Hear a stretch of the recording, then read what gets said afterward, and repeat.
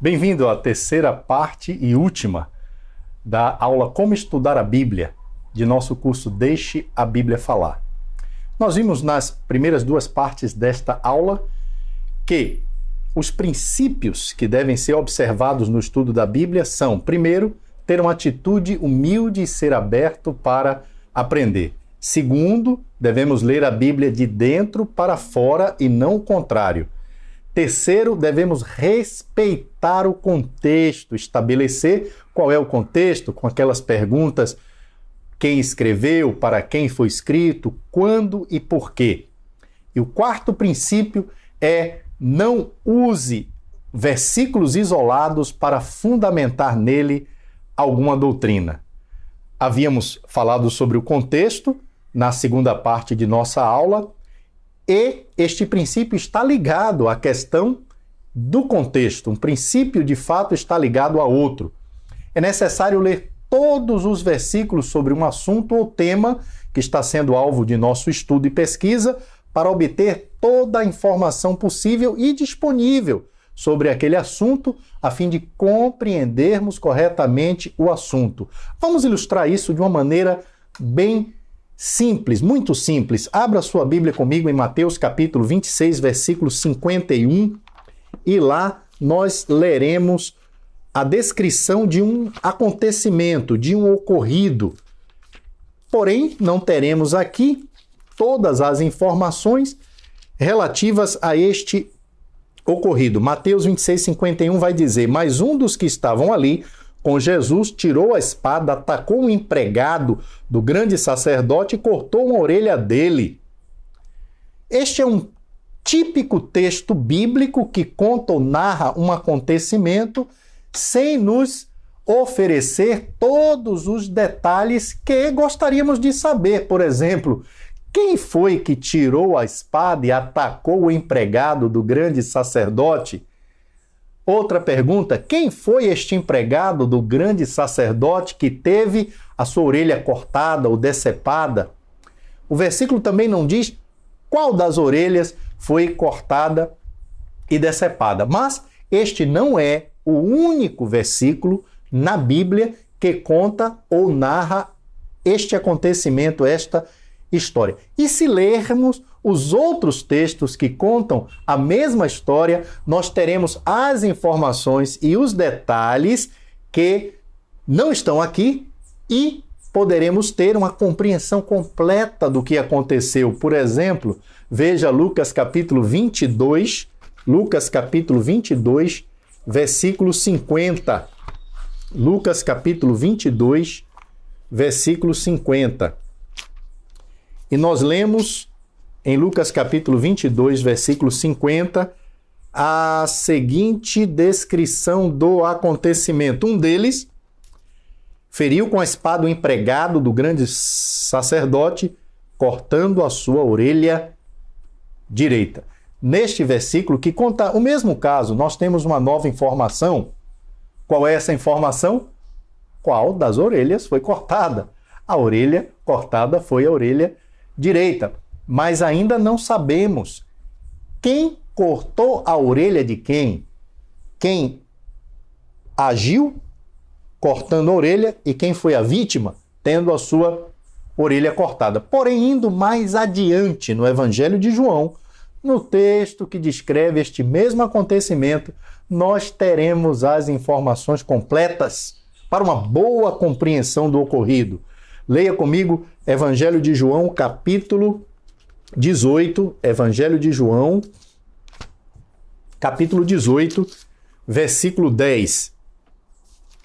E lá estará escrito: aí Simão Pedro tirou a espada.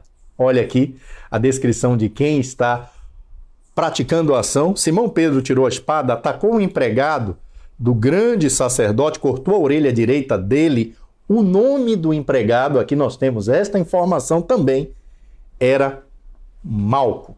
Agora sim, agora sabemos qual dos discípulos puxou a espada, quem foi o homem que teve a orelha decepada e qual das orelhas foi decepada. Temos todas as informações, mas para ter todas as informações, não foi suficiente ler o texto que estava em Lucas, não foi suficiente ler o texto que estava em Mateus. Foi necessário também ler o texto que estava em João.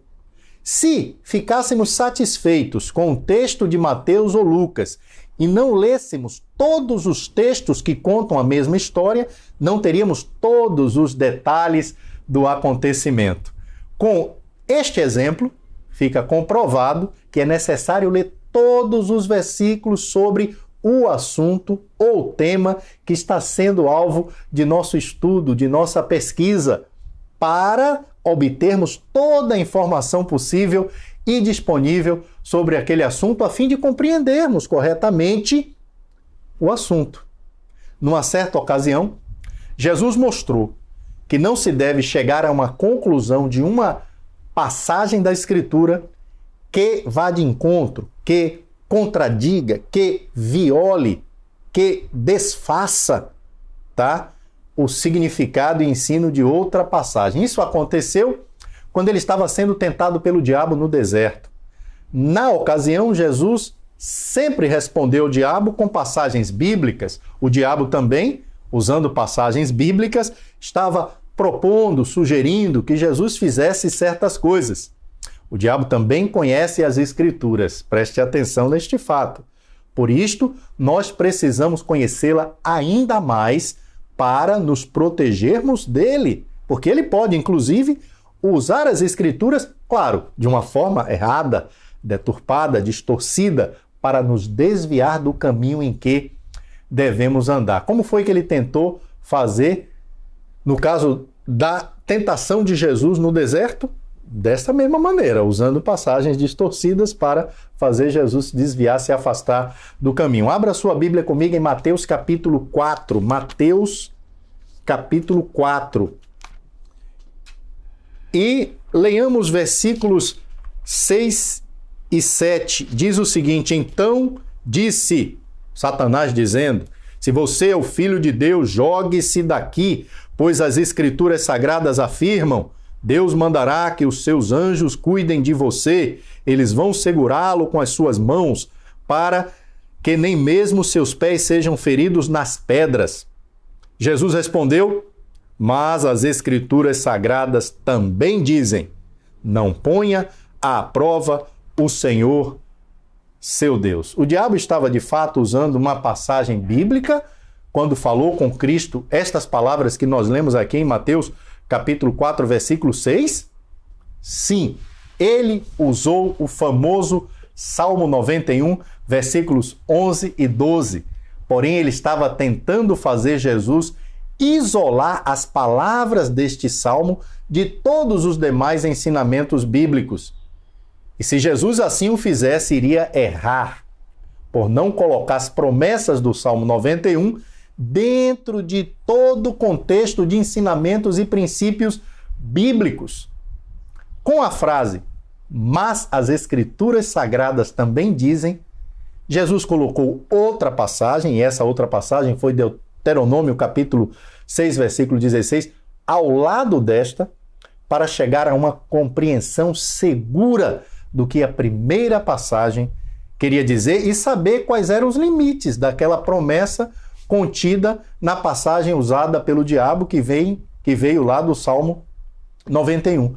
E o limite da promessa contida no Salmo 91 era justamente não tentar a Deus. Deus protege, Deus cuida, mas não devemos tentar a Deus, testar a Deus, provar se ele faz isso ou se ele fará isso. E era o que Satanás queria que Jesus fizesse, e Jesus disse: não. Esta passagem diz isto, mas aquela outra diz aquilo. E quando você coloca uma ao lado da outra, você compreende o significado e os limites desta primeira. Está vendo como é importante não usar passagens isoladas? Satanás tentou fazer isso e ele queria fazer com que Jesus errasse. O princípio contido na frase usada por Jesus, mas as Escrituras Sagradas também dizem. O princípio é este: deve-se colocar uma passagem do lado de outra para ter um entendimento de toda a vontade de Deus. Como a Bíblia não se contradiz, os limites de uma promessa ou esclarecimentos de uma afirmação estarão disponíveis em outros textos bíblicos, em outros ensinamentos de textos, versículos, trechos da Bíblia. Não se deve tirar de uma passagem bíblica qualquer conclusão que contrarie ou viole o que outra passagem diz, que vá de encontro, que desminta, que contradiga o que outra passagem diz. Por ser um livro muito vasto e possuir certas particularidades que por muitos são desconhecidas ou ignoradas, o livro de Deus, a Bíblia Sagrada, foi escrito de uma maneira que possibilita argumentos a favor de qualquer ensinamento ou ideia através de seus textos. Coisas absurdas têm acontecido. Coisas absurdas. Como líderes religiosos levar seus seguidores a um suicídio coletivo, com base em argumentos feitos a partir de textos bíblicos. Cuidado! Caso não haja um estudo cuidadoso do contexto, caso os princípios de interpretação da Bíblia não estejam sendo observados, é possível sim chegar a quase qualquer conclusão e fazer qualquer aplicação dos vários textos bíblicos. Mas, como a Bíblia não se contradiz, antes de afirmar que um versículo isolado ensina esta ou aquela doutrina, verifique se sua compreensão de tal versículo está em harmonia com os demais textos bíblicos. E se este ensinamento que você acredita estar presente naquele versículo também está presente em outros textos bíblicos, por sua segurança. Dá uma lida, né? Você está estudando sobre um assunto, por exemplo, fé. Não leia um versículo só, não use um versículo isolado para falar tudo sobre a fé. Vá em outros versículos e compare a sua compreensão daquele versículo que fala sobre a fé com o que os outros versículos que também falam sobre a fé estão dizendo. As passagens difíceis têm que concordar com as mais fáceis. Isto é muito claro. Se você está tendo dificuldade em compreender uma passagem, procure outras passagens que tratem do mesmo assunto e estas outras passagens esclarecerão aquela que é mais difícil. A Bíblia interpreta a si mesma. Um texto que não é claro, que é obscuro, deve ser compreendido à luz de outros textos que tratem do mesmo assunto e que sejam mais fáceis de compreender. Isto é necessário, um estudo equilibrado, coerente das Escrituras Sagradas. Novamente, a Bíblia interpreta a si mesma. Este é um fato de grande importância. E quando procuramos recursos no contexto ou em outras passagens para solucionar nossa dificuldade de entendimento de algum texto, iremos encontrar. Então, você está lendo um texto, está sendo difícil compreender? Vá para outros que falem do mesmo assunto. E esses outros textos vão lançar luz, vão esclarecer as dificuldades daquele texto. É necessário que haja sempre uma harmonia entre nosso entendimento de uma passagem, todo o ensino da Bíblia e do Novo Testamento. Do Novo Testamento e da Bíblia em geral, tá? Se você está fazendo um estudo de uma passagem no Novo Testamento, você não pode compreender que aquela passagem ensina alguma coisa que vai de encontro ao que outras passagens do Novo Testamento ou da Bíblia em geral ensinam. Conclusões mal feitas, conclusões erradas, precipitadas, são muito comuns, mas devem ser evitadas. São muito comuns porque até os discípulos que andaram e viveram com Jesus fizeram estas conclusões erradas. Dá uma lida comigo aí em João capítulo 21, Evangelho de João, capítulo 21, e veja o que está escrito nos versículos 18 a 23, Evangelho de João, capítulo 21, versículos 18 a 23. Nós lemos aqui o seguinte: quando você era moço, você se aprontava e ia para onde queria, mas eu afirmo a você que isto é verdade. Quando for velho, você estenderá as mãos, alguém vai amarrá-las e levará para onde você não vai querer ir. Ao dizer isso, Jesus estava dando a entender de que modo Pedro ia morrer e assim fazer com que Deus fosse louvado. Então Jesus disse a Pedro: venha comigo. Então Pedro virou para trás e viu que o discípulo que Jesus amava vinha atrás dele. Este era o mesmo que estava ao lado de Jesus durante o jantar da Páscoa e que havia chegado para mais perto dele e perguntado: Senhor, quem é o traidor? Quando Pedro viu aquele discípulo, perguntou a Jesus: o que diz, Senhor, a respeito deste aqui? Jesus respondeu: se eu quiser que ele viva até que eu volte, o que é que você tem com isso? Venha comigo. Então se espalhou, preste atenção agora na conclusão dos discípulos sobre esta frase de Jesus. A frase de Jesus foi: se eu quiser que ele viva até que eu volte, o que é que você tem com isso? Versículo 23 vai dizer: então se espalhou entre os seguidores de Jesus a notícia de que aquele discípulo não ia morrer. Mas veja o que o próprio versículo diz, escrito pelo próprio João, mas Jesus não disse isso.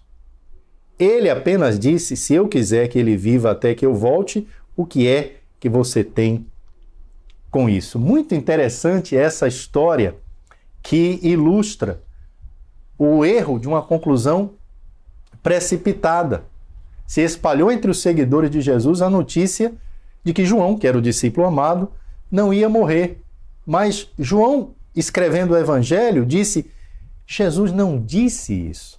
Ele apenas disse: se eu quiser que ele viva até que eu volte, o que é que você tem com isso? Então os discípulos chegaram a uma conclusão errada, interpretaram o que Jesus falou de uma maneira equivocada, tá?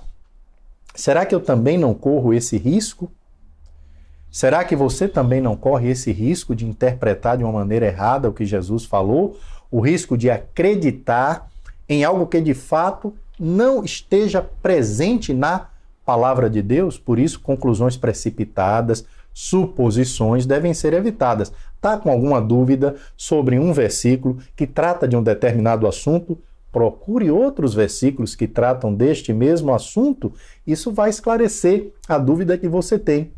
Siga todos estes princípios de interpretação da Bíblia e isso irá lhe ajudar a evitar as más interpretações, as interpretações erradas.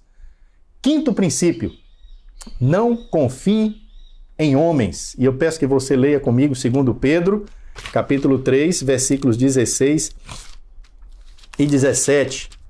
Inclusive, uma passagem que nós lemos na primeira aula. 2 Pedro 3, 16 e 17.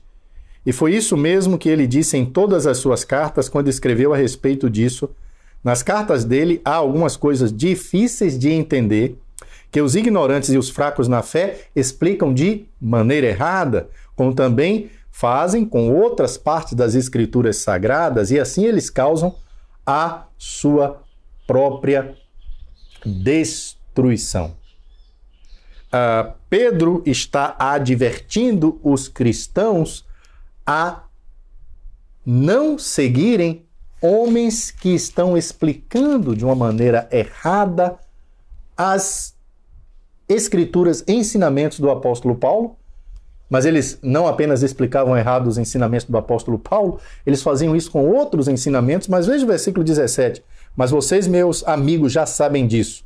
Portanto, aqui está a advertência. Este é o quinto princípio no estudo da Bíblia.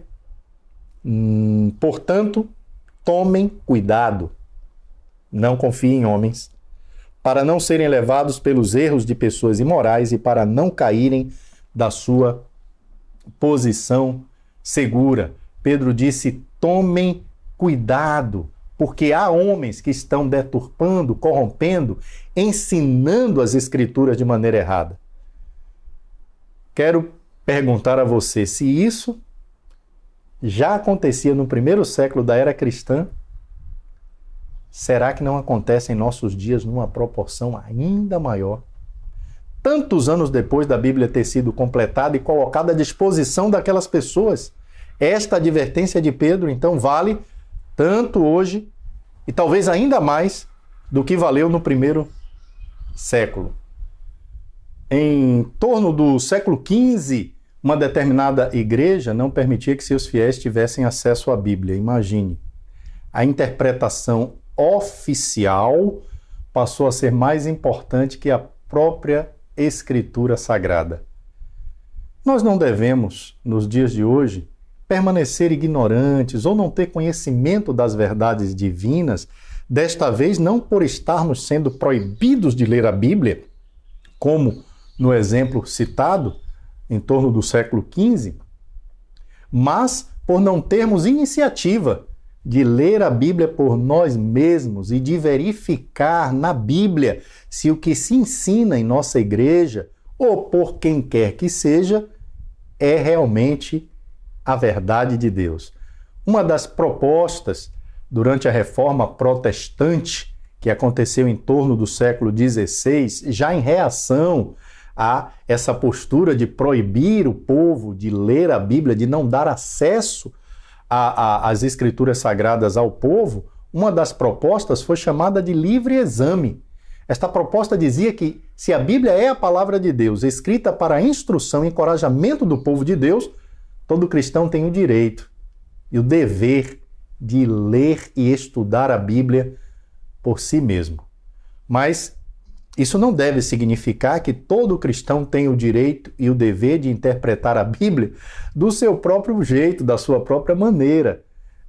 O livre exame não significa livre interpretação, que cada um entenda como quiser, né? Uma interpretação exclusivamente pessoal, subjetiva, sem fundamentos, que ignore, que desrespeite os princípios sensatos que vão dar a direção norte no estudo bíblico. É um livre exame, todos nós devemos examinar a Bíblia, mas a interpretação é coerente, deve ser coerente, e só há uma interpretação para cada ensinamento, tema tratado na Bíblia, porque Deus não fala para mim uma coisa e para você outra coisa diferente do que falou para mim.